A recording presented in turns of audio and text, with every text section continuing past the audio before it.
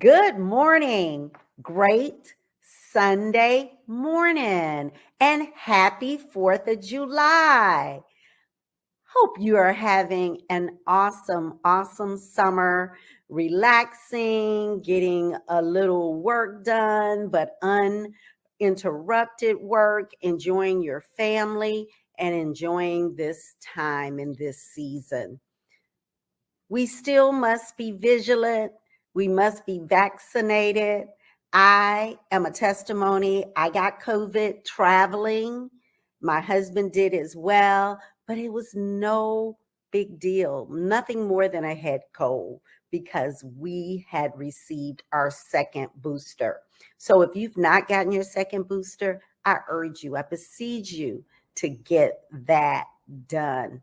It's a lot of noise going on. A lot is going on. So it is important that we as community leaders be the role models and examples. Voting cycle is upon us. So please, if you are in a state that is voting, please let your voice be heard by casting your vote.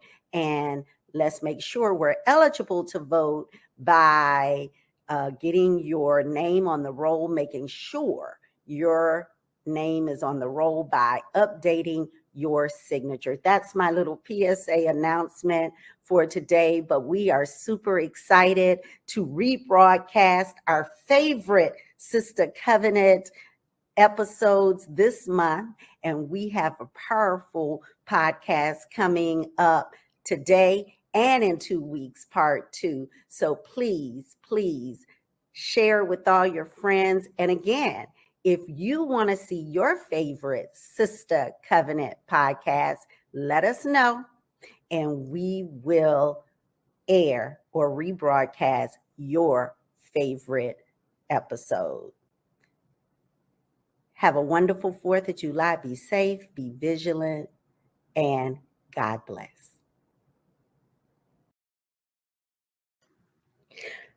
Good morning. Great Sunday morning and happy July 4th. We are at podcast number 20, the 20th episode of the Sister Covenant. To God be the glory. Thank you for being with us and staying with us over the last 8 months of this journey. We have more hills to climb and we have more empowerment to make sure we are all collectively arriving at the same time. We have a powerful panel discussion today about topics, some of which we've seen in the media, most recently racism, but also those that we've not talked about and are a little taboo to our culture, like classism and colorism. We're going to unpack all the isms, including sexism, in the next 2 podcasts of the Sister Covenant. But before we get there, we want to thank you, as always, for supporting us in your purchasing and your wearing the Sister Covenant apparel. If you've not yet purchased your Sister Covenant merchandise, it's not too late. Please go to our website, thesistercovenant.com, click on apparel, and you can purchase any of that beautiful merchandise.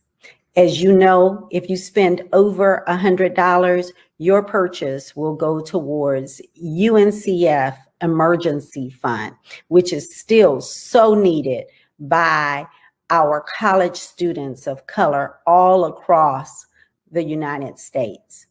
We also want to thank you for being a part of the Sister Covenant contest. So we want to go over the rules so that you can be a part of the giveaway. And the rules are sharing our latest Facebook stream, like the one from June 20th that was so powerful, and the one from June 6th about grief and loss, love letters from mom, morning to morning. Subscribe to the Sister Covenant on Apple Podcasts and YouTube. Join our email list on our website. Comment done on that image, which is posted on the Saturday before the Sunday stream. It is just that simple. Now, who is our winner for the July 4th podcast? Drum roll, please. Yay! Chris Smith. I will certainly be reaching out to Chris, and I know she has all of the Sister Covenant apparel, but we will find out what it is she may not have and certainly get that to her. So thank you so much, Chris, for your continued support of the Sister Covenant. So join us in the after conversation, the Sister Circle.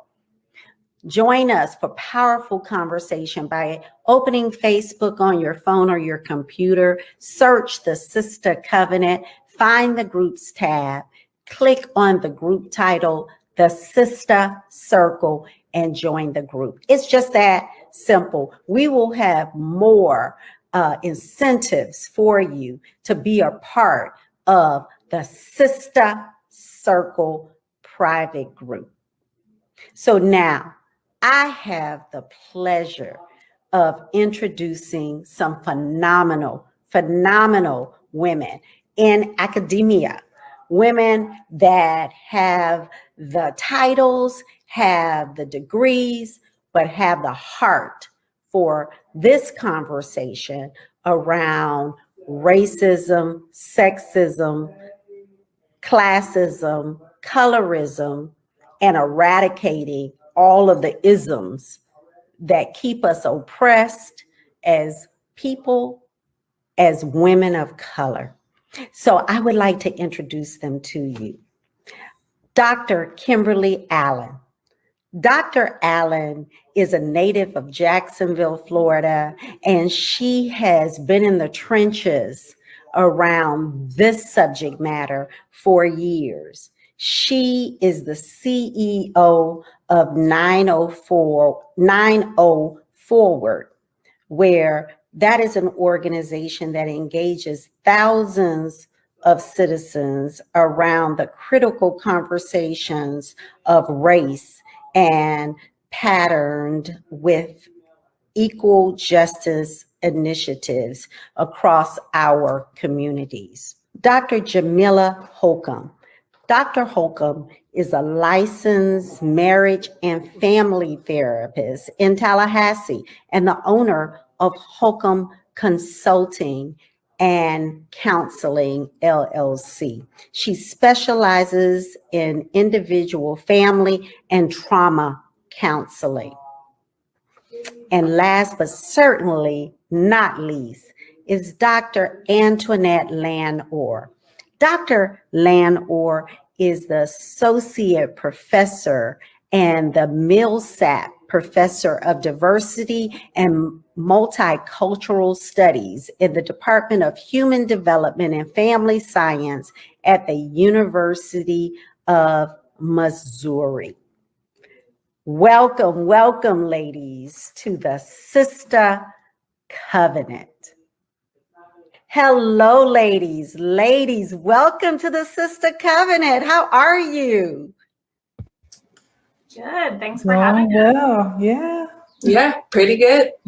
Well, thank you, ladies. And we have a lot of conversation to have because we are certainly in a place, aren't we? We are certainly in a place in 2021. So I want to give you the opportunity, although we have your bios, I want to give you all the opportunity to tell us who you are, whose you are, and how you got to where you are. So I want to start with Dr. Kimberly Allen from Jacksonville, Florida.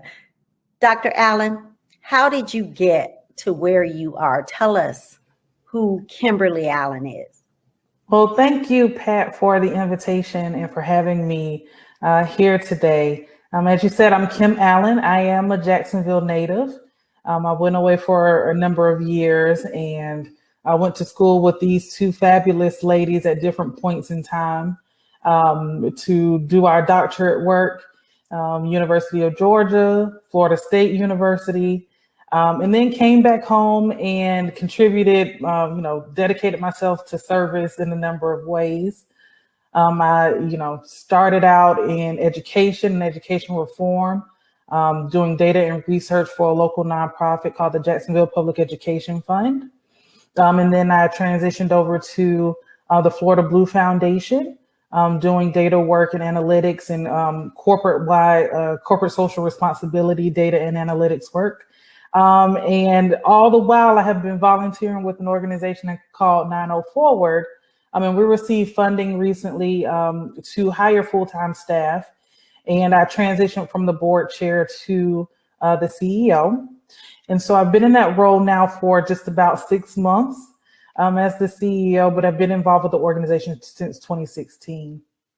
And 90 Forward is an organization that's committed to helping end racism so that everyone thrives. And we do that by helping folks, people, organizations, companies, churches, synagogues, you name it. We want to help any and everybody have conversations about race and racism and its impacts on people in the community and communities of color. We do that through a number of ways, including our award-winning race cards, which is literally a deck of cards that have discussion questions on each side that allow people to have conversations about race. And we do it to the end of helping people to build relationships with each other and ultimately leading towards collective action. We do advocacy work around the city and as of late around the state. We also release research studies around the state of communities of color in our city. We also host community forums as well to get the perspectives and the stories of different people in the community who are impacted by race and racism. Wow. And I can tell you, powerful dialogue. So we're going to unpack a lot of that, Dr. Allen. We appreciate you for all that you do, and congratulations on your most recent rise in 90 Forward. Next, Dr. Jamila Holcomb, all the way from Tallahassee, my stomping ground. So Dr. Holcomb, tell us, who is Jamila Holcomb? Well, thanks, Pat, for having me. Yeah, I wish I was from Tallahassee, Florida, but this is currently where I live. I have lived all over the world, which has provided a really unique perspective to me personally, but also to my work that I do. I was originally born in Anchorage, Alaska, so that's where I'm from. But yes, living in Florida now, having gone to Florida State for my doctorate. I am a licensed marriage and family therapist, so therapy is my training and my biggest passion, but I also am a teaching faculty at Florida State University in their Human Development and Family Sciences department. So I also teach undergrads in, those who are interested in this field as well. So with my therapy, since that is my primary passion, my goal has been to heal trauma. And so I would say that I specialize in trauma work. And most recently, I've taken it upon myself to learn about how I heal racial trauma within the therapeutic space. So within my therapy, I specialize in that. And I also do trainings and consultations, mainly to mental health professionals and educators on how we can heal racial trauma collectively. So I'm looking more as an individual perspective, with my work, with my clients, but also as a community, how can we make sure that we're on the same page and on the same healing journey together? And so, that's through my therapy work, but through my education, through my work in academia, I really strive to instill these anti-racist values in the students that I have so that they can, advocate for our communities moving forward in their careers. So that's my work. I'm really passionate about it, and I'm excited to be here today. Thank you so much, Dr. Holcomb. And I can tell you, I'll speak for my own self as a mom. I know when we had an opportunity to talk and I shared with you the birth of the Sister Covenant, it was because of all the noise. It was because of where we were starting back last May up until a very traumatic election. And my thoughts at that time was, my gosh, this is going to get worse before it gets better. And then January 6th happened. Who could have predicted? No one would have ever predicted that we would have gone through any more than what we did back in May when we saw a man, snuffed out his life with someone's knee on his neck for over 9 minutes. No, it couldn't have gotten any worse.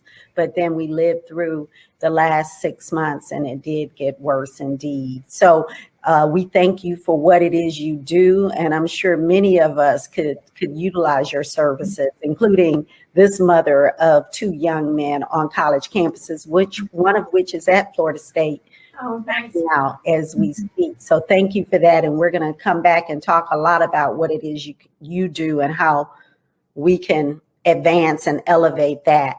And last but not least, Dr. Lanor, Antoinette Lanor, thank you so much for being with us today. And tell us, who is Dr. Lanor and what do you bring to this conversation this evening?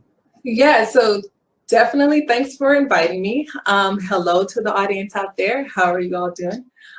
So again, I'm Antoinette Landor. I am an associate professor and Millsap professor for diversity and multicultural studies at the University of Missouri.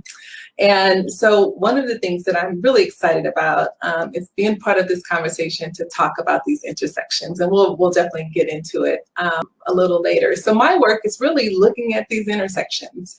My research focuses on how racism and colorism, right? So that's discrimination based on your skin tone.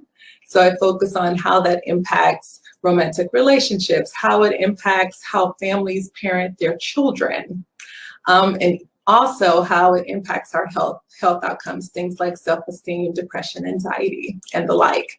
And I'm actually a co-founder of the Center for Body Image Research and Policy, and as part of our center, one of the things that we focus on is not just looking at body image in terms of weight and height, but that skin tone, as well as other phenotypic characteristics play a role in how we all look at ourselves and think of our bodies, right? And so one of the interesting stories for me is that I grew up in Southern Louisiana, and if you've ever been to Southern Louisiana, you know it's a whole lot of Cajuns and Creoles. And so for me, my research really birthed out of my own experience of being a light-skinned Black woman in Southern Louisiana. And I can talk about some of those stories too, because I always noticed that I received privilege, for sure, from teachers, from community members across the board, whether they were Black or white or any other race. And I received more privilege than many of my darker skinned peers. And I always thought that this was an interesting thing. And when I was much younger, of course, there was not a whole lot of research done in terms of looking at this area, but I knew that there are so many questions that I was interested in asking about this. And so my work now is asking these questions and trying to figure out, most importantly, how are we going to eradicate not just racism, but colorism as well. Wow. Wow. So you just said a lot, and we're going to get to every single aspect and more of what you said, Dr. Lanor. So let's get started. Dr. Allen, I'll start with you. How did we get here? We've talked a little bit about the last 12 months, everything from George Floyd to the insurrection of January 6th to, we could call the roll of all the individuals, and it's almost numbing in a sense that there's so many lives that we could probably call the roll on, that some of which we've probably even forgotten because now it's so I don't ever want to make it normal. It's never normal, but it's so common. It happens so frequently these days. Emmett Till happened 50 years ago, and we can remember that, but so many have happened over the last 5 or 6 years. It's kind of a blur, right? But we know the last 12 months, the trauma, as you indicated, Dr. Holcomb, has just been constant. Before we can even take a breath, it's been more. So how did we get here with the isms of what we are talking about today, in your estimation? Well, honestly, Pat, it was long before, unfortunately, even Emmett Till. We got here because of the transatlantic slave trade, the notion of wanting to identify people and characterize people based on the color of their skin, and by attributing certain characteristics, personality traits based on said things. I was a part of a conversation probably now about 5 or 6 months ago. And the professor at Edward Waters College here talked about how typically people were identified by where they came from. So, you might be Nigerian, or you might be Kenyan. So it was intentionally about where you came from, because people wanted to assign origin to you. But then when we came to America, it was less about the where you came from, and it became more about stripping away some of the identity that was there in order to indoctrinate people who were brought here as slaves around, and give them the culture, right? And give them the servitude, just stripping away of their culture in order to adopt what was more acceptable, and to create a hierarchy. Quite honestly, a hierarchy of better than, or this group is better than, or this group is less than. So it started a long time ago. And I would agree with you that because now we have things like video and we see it more often, we are becoming desensitized in some ways. I personally have not, because I watch these videos to remind myself that these are not just, this is not another name, this is not another hashtag, but in general, that trauma is relived, and it's been handed down through genetics for, generations. And so we are seeing these things, and I talk a little bit about the work we do with the Jacksonville Community Remembrance Project and memorializing victims of terror lynchings. That happened, right? There were postcards of lynchings that were sent around. So unfortunately, this isn't even close to new, not even in the last 12 months. And there is the unfortunate, because it happens so frequently, that we can become desensitized. Some names we know, and some we've never known, and some we will never know. So when you hear individuals that may not share exactly the same view, see it different, and they indicate, well, what about other people who have been maybe killed, and we don't highlight those people. You've even had folks compare auto accidents. We don't talk about those people. Why are we focused so on this aspect of the unfortunate? I don't think anyone has said it's not unfortunate, but why are we so focused on what we've seen happen over the many years, the hundreds of years? Right, because the thing that underlies it is the act, the intention of racism or bias that underlies all of those sorts of killings. When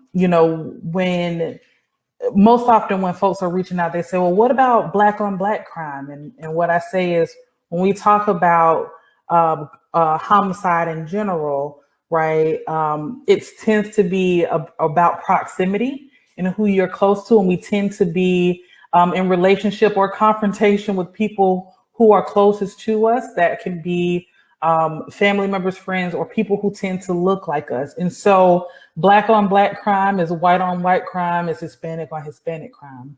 But the point that we tend to focus on in the work when we're talking about race and racism and the role that it plays in people losing their lives is when we're encountering police or law enforcement, or when we're encountering citizens who have been deputized in some way, and they are white, and it is a person of color on the other end.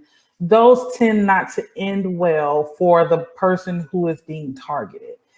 Those individuals, Black, Hispanic, Latinx, Asian people, tend to have a higher rate or instances where they might lose their life in those interactions. And that's a separate category unto itself. I want to unpack that, and I want to get Dr. Holcomb in this conversation as we talked about the trauma that we've all experienced. Some of us react and deal with it differently, and you have the opportunity to maybe talk to younger people and families, and you're in a college town. Tell us about what Dr. Allen just alluded to as it relates to authority figures, the police, and the fear, quite frankly. And I'll just say, and the audience knows, I've shared this before. I have two young men that are college age, one of which just graduated, so I can't say two college students, but two young African-American men. And I was petrified and scared. My youngest came home two nights after Floyd with a do-rag on his head. And we know what that is and the perception of what that may be. So he had his hoodie on so that that wouldn't be shown, because he knew he couldn't just walk around and let me see him with the do-rag. But when he came through the door that night at 8:00 from Tallahassee, I was upset. I said, you will not do that, because if you get stopped by police, they're not potentially gonna know that you are a finance major with a 3.7 GPA and all of these accolades. They may just see you as a threat. And if it goes sideways because you don't conform or you ask too many questions because we taught them to advocate for themselves, that may not go well for you. So again, trauma, I'm kind of transferring my baggage onto him, and I'm making him fearful too, probably. Talk to us about what we've seen around the whole defund police. And is that what we really want, or is it just a reaction to where we are? Sure. Yeah, there's a lot there, because you're certainly talking about like a trauma response. And I want to get there too, but you're also speaking about what's called racial socialization. So those are the conversations that families of color have with their children to prepare them for potential discrimination experiences, to prepare them for interactions with the police. So all of those, conversations that you've had with your son, and that many of us have with our family members and with our children, is in an effort to keep them safe, in an effort to protect them, and an effort to make sure that they come home alive. And a lot of what we see in the literature about racial socialization is that it's a very protective strategy. That this is one of the resiliency factors that families of color, Black families, Latinx families have to be able to pass down to their children and protect them from discrimination. It has lots of positive outcomes for kids. You know, it helps increase their racial identity and develop a positive racial identity, which has a lot of protective factors for their mental health. So on one hand, this socialization strategy that has come about because of a trauma response is a like protective factor. It's a real strength within communities of color. And so I wanted to highlight that strength first, but I do think what you said initially about the trauma is important because that's where it's coming from, right? So we've been through so many traumatic experiences for centuries.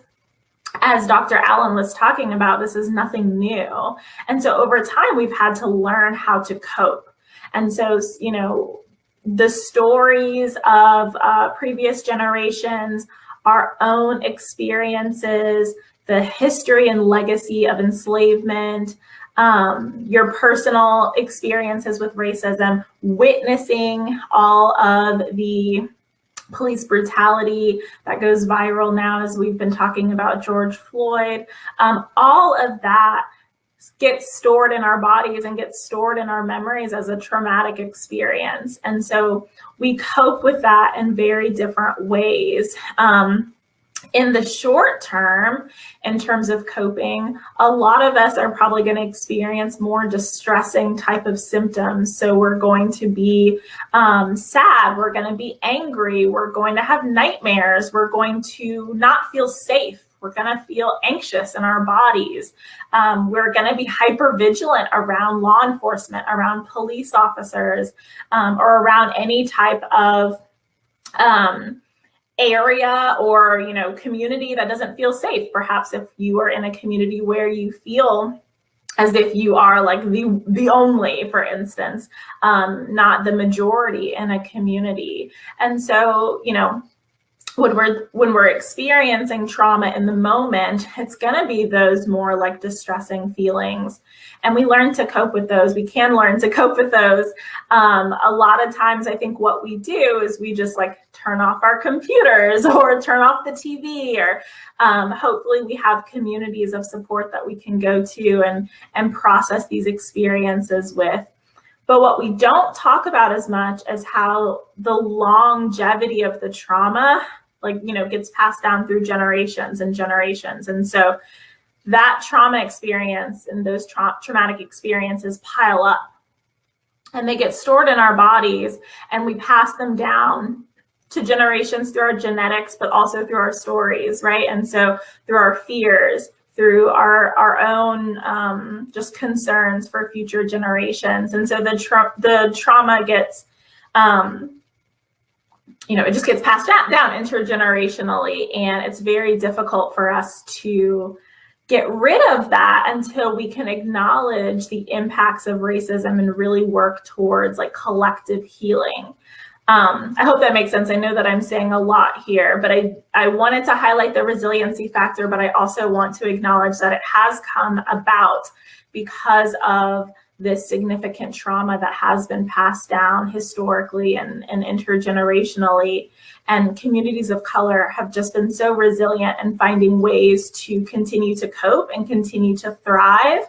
And so we do have some positive outcomes like ethnic racial socialization, but we also have some negative outcomes as well as a result of the trauma. And, you know, certainly we're going to talk about colorism and internalized racism and, you know, just lingering mental health concerns, lingering physical health concerns. There's a lot of negative impacts that we're having to deal with as a result of this generational trauma.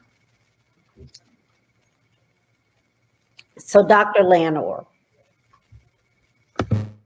when Trayvon Martin was killed by someone that decided he didn't belong in that space, I think, and help me ladies, I don't want to speak out of turn, but I think our president at the time, President Obama, said Trayvon Martin could have been my son.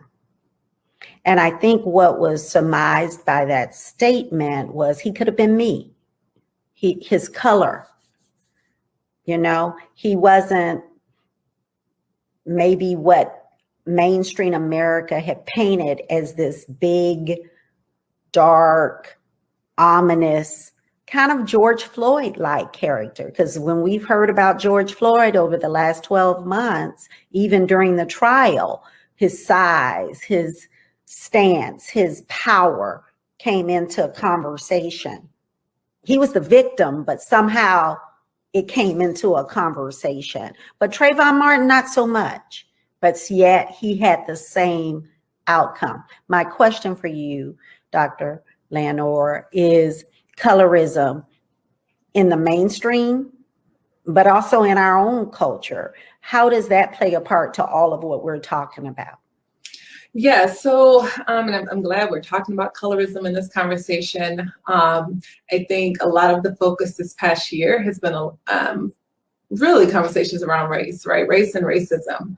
But colorism is also an ugly friend to racism. And so we know in the US and really all over the world that colorism historically has been around, but even in my contemporary research, we see colorism playing out in how police interact with people of color. It plays out in terms of job prospects and being hired, in terms of marriage likelihood, even in terms of education and how teachers treat their students. And so really in kind of this conversation about policing, we see the same thing, even in sentencing, that darker skinned individuals are more likely to be sentenced and have a more severe prison sentence compared to their lighter skinned peers. And so in some ways, I have argued that I think of perhaps a few decades from now, when you can look at someone and not necessarily know their race, right? The really ambiguous people talk about, right? I can't really tell what their race is, but they're probably Black and mixed with something else, that perhaps race in and of itself may be out of the door because you won't be able to say this person is Black. However, our ugly little friend, colorism, will still be alive and well because you will judge people based on how light or dark they are. And so the same will be the case with policing and all the other examples that I gave. And so this is one of the reasons why I argue it's so important that we continue to talk about colorism, because even as racial mixing is happening across the globe, there will still be some categorization happening, and that people will still make judgments and treat people differently based on the lightness or darkness of their skin. So ladies, help me. Maybe we need to go back a little. And we're all educated, so this is not to offend or to insult anyone. Racism, it's a construct. It was, I don't want to say made up, but talk to us a little bit about that, because I then want to go to what you just said, Dr. Lanor, about America, but we've had some of our friends in our European country most recently talk to us about the fact that someone is maybe of a different color tone that is saying they were discriminated against within the family, the royal family. So is it just a construct of America, or is this just human beings and categories? So talk to us and educate us, ladies, about the racism and race, the construct of race in general. Anybody? Yeah, go ahead. I mean, race, you're totally spot on here. That is a social construct, and we know that it changes from generation to generation, right? There was a point in America in which to be Irish American meant something different. than what it means now. And so it is definitely a social construct and changes with culture, location, and time. And I think one of the things that we have to recognize, particularly as Americans, is how racism, the conversations around George Floyd spread all over the world, right? And so you saw in Europe and in all parts of the world, folks were protesting, right? People of color, Black folks, were also protesting and saying that their experiences are similar to that of Black people in America. And so it is not by happenstance, because we know that when we think about white supremacy, it's not necessarily just an American issue, that it's really a global thing. I think, Kim, we're going to say something. Yeah, and honestly, Antoinette, I thought a little bit about your research, but even thinking about, like geishas as an example, right? Who bleach their skin. That is an Asian culture with the lightening of skin. There is something to be said about across the world how the value of lighter or fairer skin has seeped into the cultures across the world as more acceptable. And in addition to that, Black people from Africa were not just transported here or enslaved here in America only. They were dispersed throughout the world. And so the hierarchy, the natural hierarchy that took place from being transplanted from or being taken from your land of culture and familiarity to coming into a place that is not your own, that whatever your culture is or was not acceptable. And so in order to, in some way learn or be accepted, whatever, and I put that in air quotes, is to adapt whatever this culture says is acceptable, is beautiful, is, right. So I just wanted to throw that out there. So Spike Lee was a little ahead of his time back in the early 90s, I believe, or maybe it was the late 80s. I don't remember. There was a little movie called School Days, and we may all remember that. I certainly do. I had just graduated from Florida State University. And we're going to talk about it, ladies. The jigaboos and the wannabes, the good hair and the bad hair. That's within the African American community. If you want to kick us off, Dr. Lanor, talking about that, and let's talk about it. Let's roundtable talk about. Yeah. So let's, right, we're thinking about Spike Lee, but even today, the conversation is around In the Heights. So have you guys heard of this this debate that's going on? In that In the Heights, which is a movie that is coming out on HBO Max, and it is a Afro-Latina movie. And so a lot of the concern about the movie from audience members is that all of the cast are pretty much light-skinned Latino, Afro-Latina actors and actresses.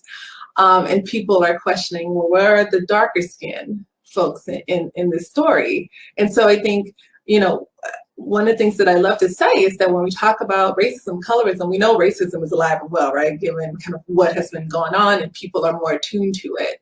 But so is colorism in our media, and In the Heights and the conversation that's happening around that movie is similar to what we saw with Spike Lee, and through the years when we look at magazines lightening actresses' skin tone, and even when you think about, I wrote a paper about Nina Simone and the conversation and the debate that happened when Zoe Saldana played Nina Simone, and she darkened her skin and even had a prosthetic nose on. And so one of the things that we have to recognize is how colorism is continuing in our lives and continue to impact us.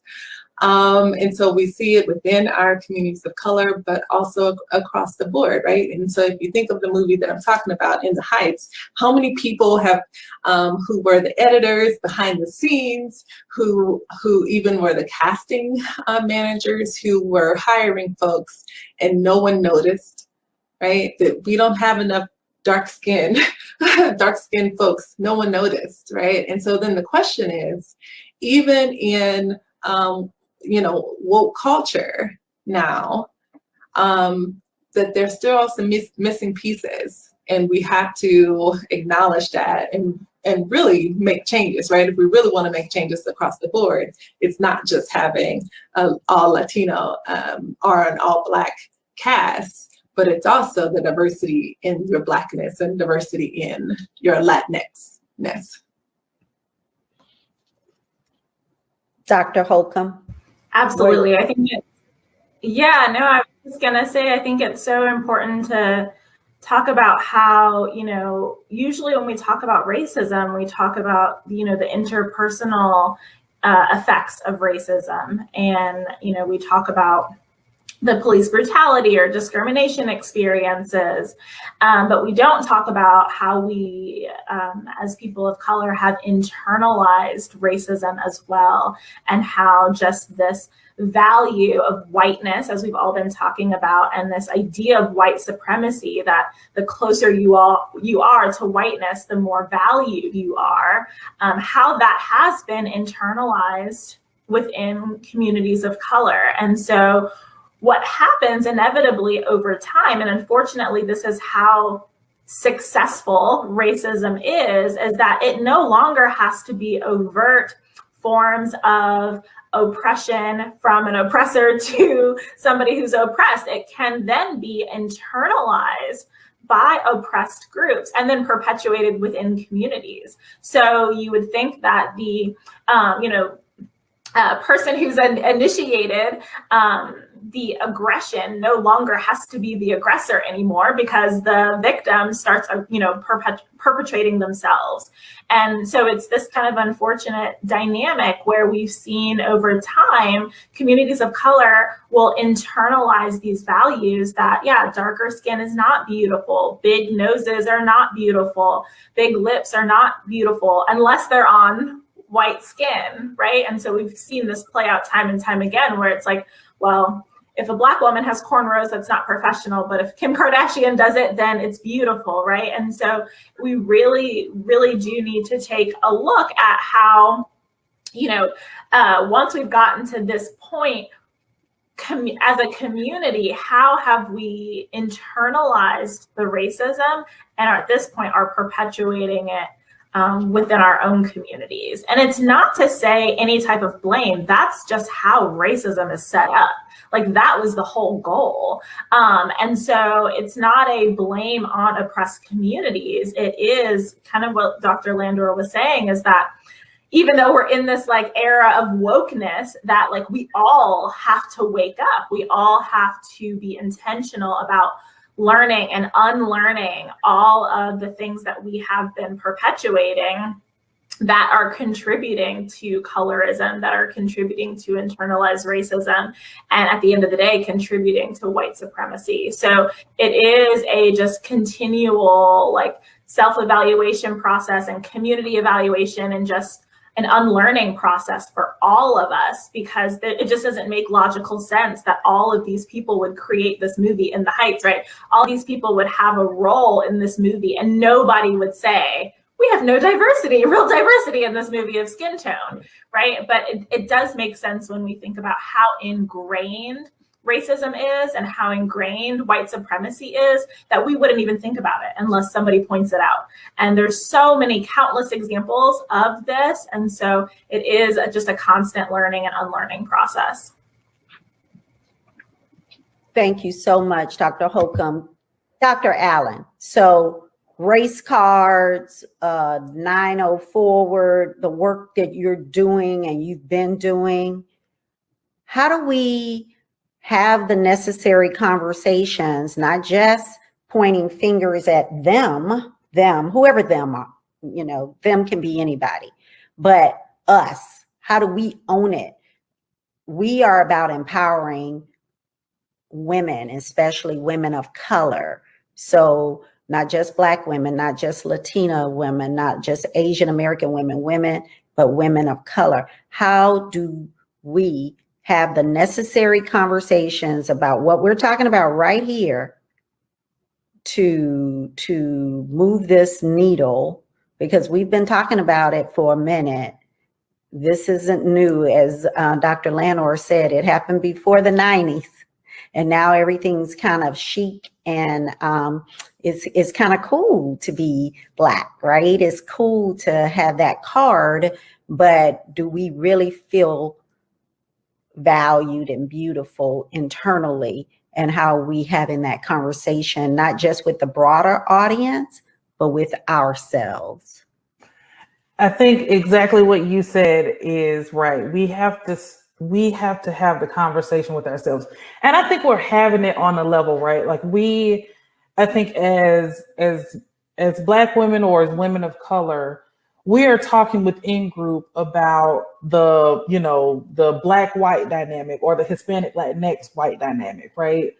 But to the point of us needing to even talk about what's happening within group and how we have been conditioned, as Dr. Holcomb said, conditioned to internalize the ideas of what are beautiful, what's beauty, what's strength, what's acceptable within our culture. And I think at the heart of all of it is this idea there is a privilege, right? That regardless of what group you belong to, there is some privilege that comes along with that. And some privilege is afforded to some groups. So if we're talking about light skin versus dark skin, right? There is some privilege with a lighter skin than a darker skin. There is privilege with being white versus being Black, Hispanic, Latinx, or Asian. And it's up to us to have the conversations about whatever that privilege comes with and begin to unpack it. And honestly acknowledge it. I don't think we should hide from the fact that we all have some sort of privilege. The four of us sitting on this call have a certain type of privilege, a certain level of privilege that other women who look like us from where we come from in all different places may not have. Privilege is not a bad thing, but it's what you do with your privilege, right? That really that counts, right? Do you use it to advocate for other people who are not where you are? We're talking about the movie In the Heights. As a lighter skinned Latino or Latinx person in that film, did you recognize that you had the privilege of being in this film because your skin was fair? Did you advocate for darker skinned Hispanic or Latinx folks?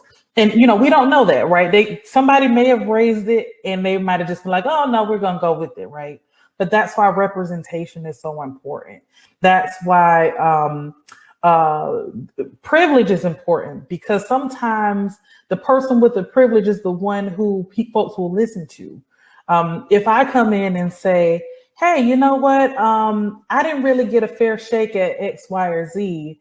And it coming from me, it might not be accepted.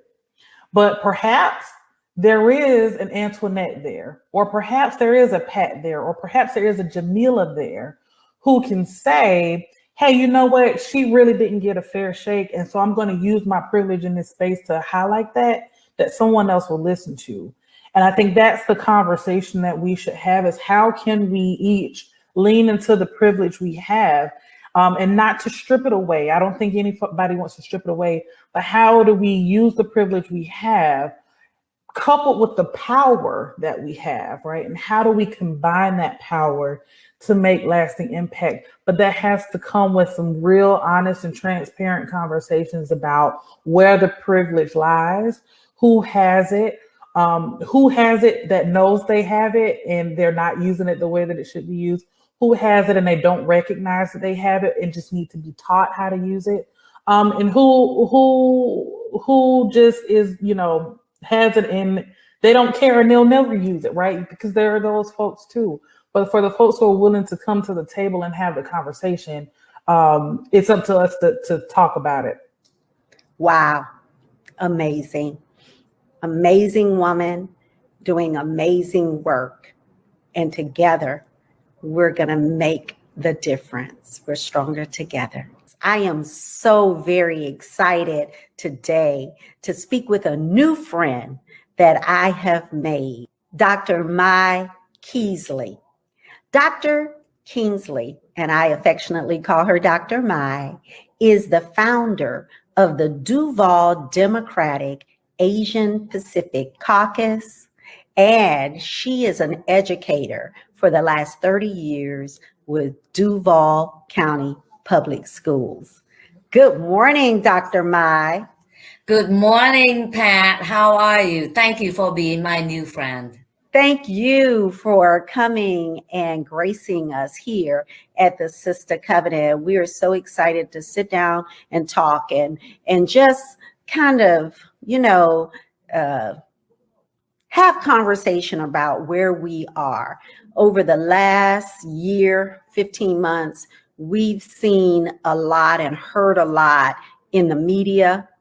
And we've had some definite rhetoric that has been hateful and hurtful to many people. And the Asian American community has been right in the center of that.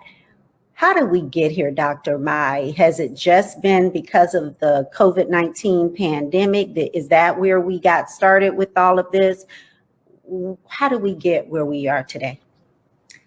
Well, I think that if we look at the American history, we can kind of recognize that Asian American has always been somehow, excluded with various, things that I will kind of talk with you a little bit later on, and think about different laws that have been enacted at the state level.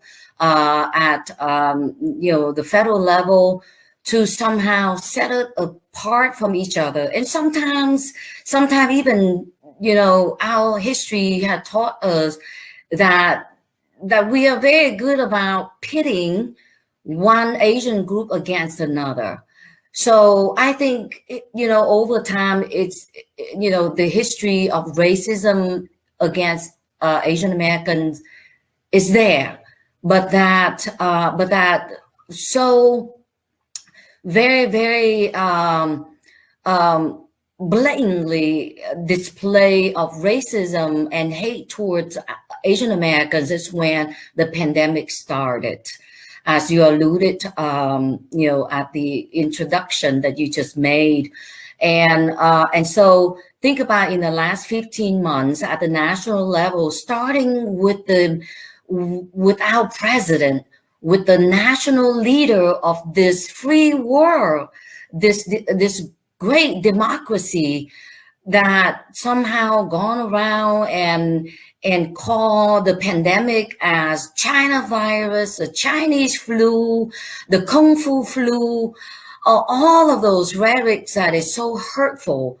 And so think about, the community out there who's really figuring it out, who is Vietnamese, who is Chinese, and who is Japanese, right?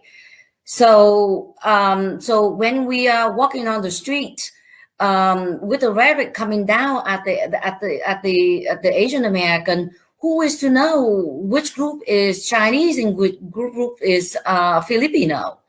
So we all lump in together, and think about how sometimes it may not personally affected us, but all of that hate and the violence that kind of directed at us in the past 15 months, you can't help but feel and taste it on your mouth when you go outside.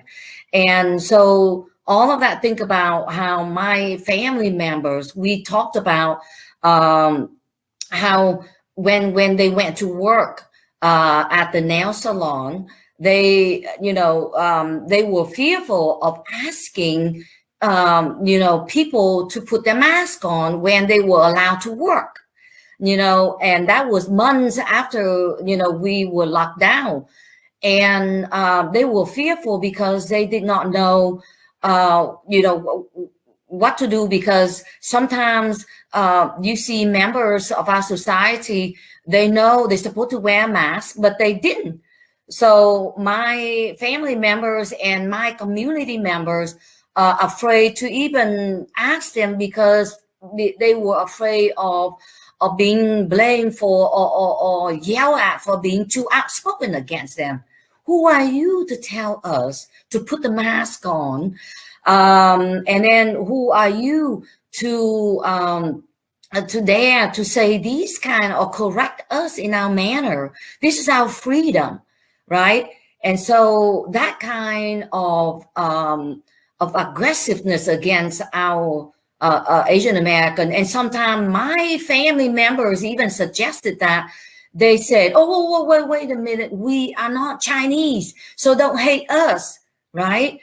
But the thing is, you are forced in a corner to say that so that the hate is not directed at you. But at the same time, that kind of mentality force the Vietnamese different groups kind of fight against the other group, isolate each other so that we will not be blamed, and I think it's kind of a sad thing that we are doing that to ourselves. And then we even, my mother even reminded us sometimes, saying that this is uncertain times, unprecedented time. You all have to be very careful. Things are very unpredictable. So make sure you go out, when you go out, look around you. Now, we are all 40s, 50s, and 60s even. And she are reminding us to do that. She never had to do that, to us. Because my mom said that, don't forget, they don't know you are Vietnamese. They might think you are someone else, and they just shove you from behind, like what we see in TV. At the national level. And then I even have students that share with me about their mother reminding the siblings, when you go out, please be careful, look around, know where you are going, so that you can protect yourself just in case someone hurt you. And then some students even said that when they are at school online with me, they are worried about their mom. They don't too worry about their fathers, but they worry about their mother, going to work or going to the grocery store. Are someone going to hurt them? Yeah, and they said they never felt like that, And then some of my students said that they may not be directed, these hate crimes may not be affected them personally, but that they felt, they are personally attacked because they are Asian American. So, so sometimes, for me, I think that one time I was going to the local grocery store here. I was asking this man about a meat cut. And the man was just coming at me. He was so mad. He literally lied to me. He said, no, we don't do that here. And then I think that he may have thought that I did not speak enough English. And then later on, as I was walking away, and then he saw my husband walking with me, and I was talking to him and said, I'm going to share this to the customer service at the front. And then the man came back out and was just calling out my name and tried to fix the problems. But then when I could not hear what he was saying to me, and I said, I'm sorry, but I can you repeat? I did not hear what you are saying. Oh my gosh, he went ballistic on me, and he would just literally kind of yelling at me. He said, "So I do not speak enough, good enough English for you," and he was just mad at me, and I could feel the rage in him, and then so I back away very fast, and just kind of give me a safe space away from him, and I walked away, and I had to report it because, to me, I guess I have to enact on it and report, because I don't want my students, my family members, and other people, who may not have enough English or the command of the language to counter that kind of rage that unnecessarily directed at them, So that was my experience and the anxiety level of things that I felt this year. And then, and the people in my family and my students share with me this year that I have never had that kind of experience before. Dr. Mai, you've said so much that I really want to unpack.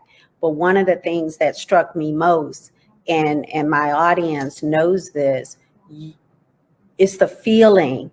I have 2 young adult sons that I shared with you when we spoke are of mixed heritage. Their grandmother, my husband's mother, is from Okinawa. So my sons obviously are Black and some percentage of Japanese, and my mother's father was Caucasian. So I affectionately refer to them as the little United Nations of background. But why that's important is, as people, as citizens, all of these United States, we call this home. And this is our home, for good or bad, to make it better, right? We shouldn't have to feel in fear of who we are because we came to this country, whether you came 50 years ago or whether you came 400 years ago, as it was in my ancestors.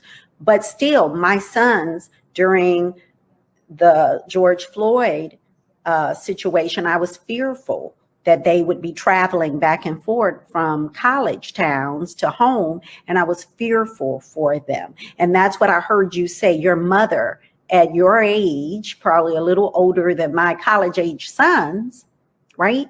She was fearful for you because of the hate crimes that have occurred across our country. So how have you and other Asian Americans, regardless of your background, whether it's Chinese, Japanese, Vietnamese in your case, how have you come together to hopefully help this situation? I think that,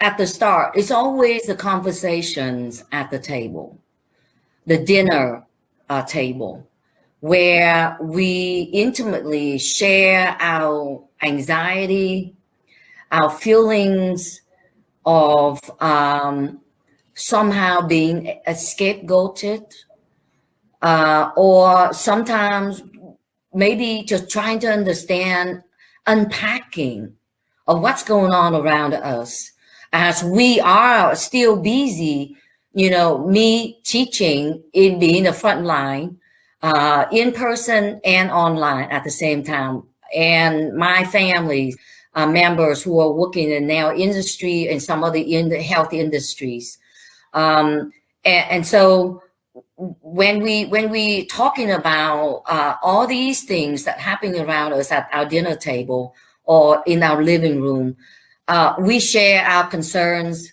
and so that we can become more aware of things. And then I also, with my students, I encourage them to talk with each other, talk with their family members, and then if appropriate, talk to the community members.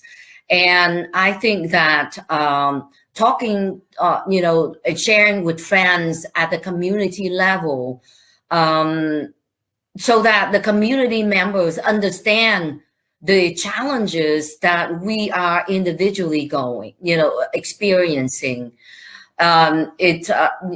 Sometimes sharing conversations like that, it makes it, I guess, more humanizing to the community members, that it is not just a story that is shared in Chinatown, in New York, or in San Francisco, or in Little Saigon in LA, on CNN or some other news outlet like Washington Post.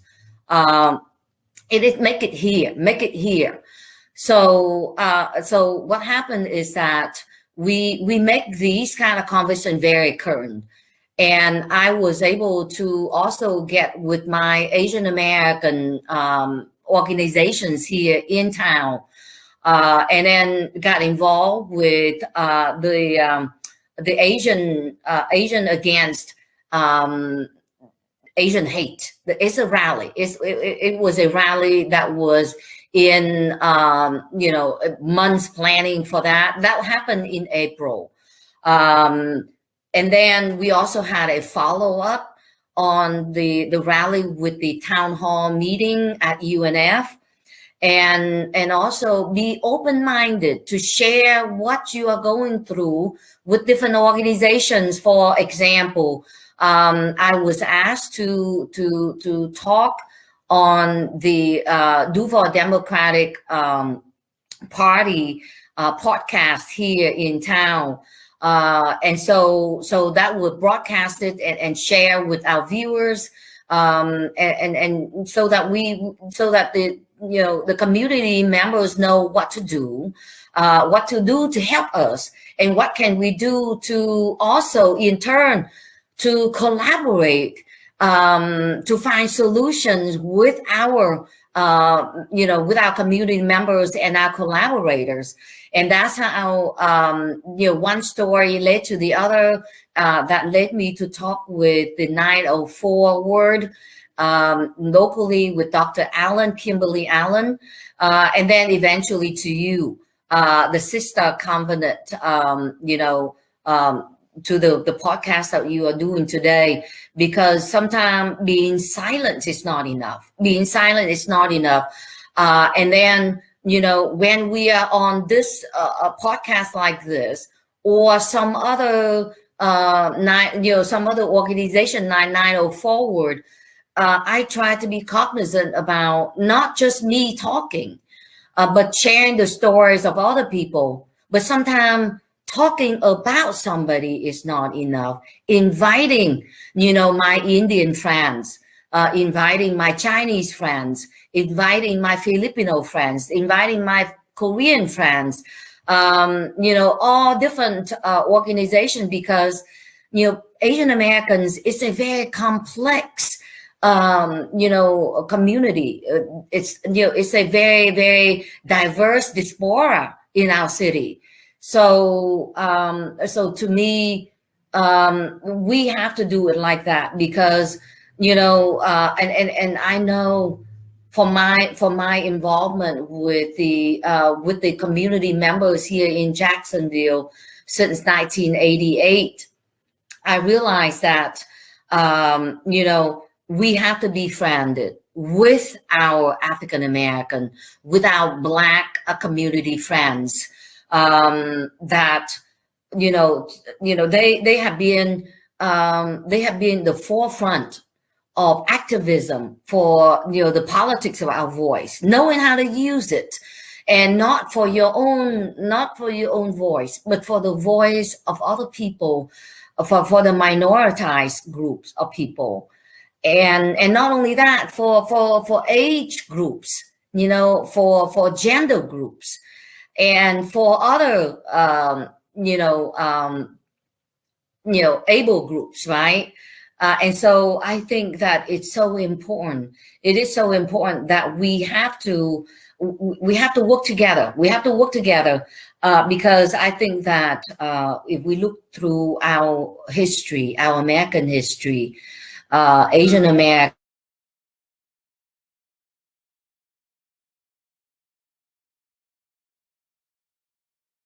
understand activism very well, and so I think that that we should somehow, as we are doing this, we first must understand the totality of the dominant narratives there, and the racism in many aspects of our society. And if we don't understand that history, we need to sit back and read about it. And then when we study our history, I think that, Pat, what you have mentioned earlier that I found very profound in is that we once we understand something, we should not just focus on the hate alone. We should focus on the solution. What must we do to move forward, right? So I think that once we identify who we are, who are the people standing around us, did we understand the experiences of the people who have suffered or have experienced the gravest human tragedies, the most painful injustices, and so that to me would have to be the stories of our Black Americans. And without that understanding, we cannot move forward very, very much. We cannot speak in empathy, in deepest understanding of injustices. And so I think from that I can say that I can move forward with songs in my heart and the happiness of the soul to really to work with my other minoritized group of friends. I hope that makes I hope that makes sense. That makes perfect sense, Dr. Mai, and that's spot on. That's why we're having this conversation, and it cannot be a one and done. It has to be continuous. We have to bring in other backgrounds, our brown sisters from our Hispanic and Latino communities, our Indian communities, certainly our Black sisters, and just like in the Asian American community, our Black sisters don't all come from Africa. Some of them come from the Caribbean. Some of them come from other. We all arrive at the same time to push each of us and lift us as we move forward. And Yes. people like you, Dr. Mai, who've been in the trenches for 30 plus years, for me, and for all of us, we will make a difference because we're stronger together. So I am just so happy that we've had a start to this conversation, but it's not the end. It will be a continuation, because that is how we're going to make change happen. Thank you so much. And you got to promise to come back again, Dr. Mai. Thank you so much for seeing me, for acknowledging me, and people like me. Thank you. I'd be happy to come back, Ms. Pat. Thank you. Thank you. Thank you. What powerful conversations with some amazing women. Wow. You don't want to miss part 2 of taking back our power over the isms: racism, sexism, colorism, and classism on July 18th. Invite all your sisters to the next Sister Covenant. And as always, my sisters, be bold, be brilliant. You are all beautiful and brave, and be blessed. Have a wonderful 4th of July and be safe.